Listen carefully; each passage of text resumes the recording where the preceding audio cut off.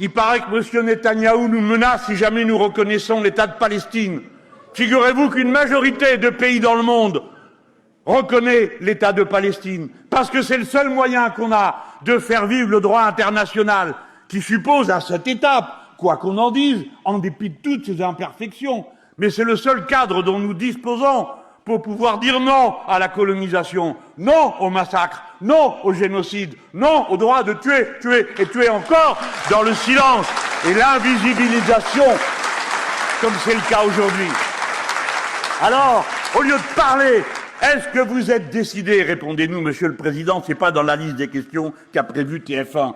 Je voudrais savoir si la France peut s'enorgueillir de dire « Nous reconnaissons l'État de Palestine ». Point numéro 1. 2, comme l'a dit le ministre des Affaires étrangères, il est légitime de demander que soit suspendu l'accord de coopération entre l'Union européenne et le gouvernement de M. Netanyahou, tant que ce sera un gouvernement de cette nature.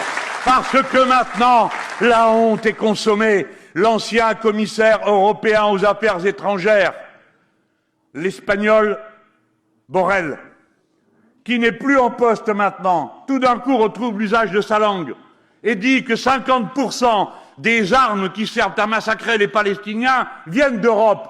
Alors s'il le savait avant, pourquoi ne l'a-t-il pas dit?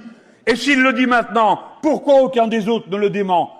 Parce que si c'est la vérité, alors honte sur nous tous d'avoir accepté, d'avoir laissé faire une chose pareille. Ce massacre, ce génocide ouvre le siècle. Et ceux qui ont un peu de bouteille dans cette salle, ceux qui ont lu un livre d'histoire, savent que les meurtres de cette nature, les abus de pouvoir de cette nature, ne sont pas arrêtés tant qu'on n'arrête pas ceux qui les commettent. C'est la raison pour laquelle la France doit tout faire pour intercepter tous les criminels de guerre qui se trouveraient sur son territoire, qui volent au-dessus ou qui agissent dans les instances internationales.